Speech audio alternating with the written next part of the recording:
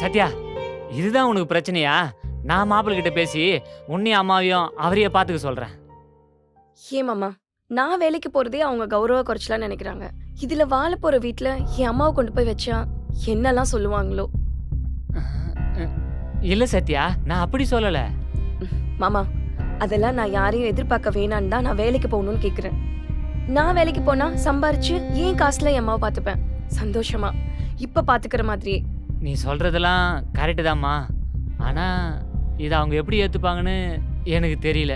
நீங்களே இவ்வளவு யோசிக்கும் போது அவங்கள சொல்லி ஒன்றும் இல்ல மாமா. ஐயோ சத்யா, நான் யோசிக்கலாம் இல்லம்மா. இது எப்படி அவங்க கிட்ட சொல்லலான்னு நினைச்சிட்டு இருந்தேன். நீங்க மாப்பிள்ளையோட நம்பர் என்கிட்ட கொடுங்க, நானே பேசுறேன், சொல்லி புரிய வைக்கிறேன். ஒருவேளை அவரு புரிஞ்சுக்கலனா? நான் என் முடிவுல இருந்து மாறுற மாதிரி இல்ல மாமா. என்னை யாரு புரிஞ்சுக்கிறாங்களோ அவங்கள நான் கல்யாணம் பண்ணிக்கிறேன். சரிம்மா, அதுக்கப்புறம் உன் விருப்பம்.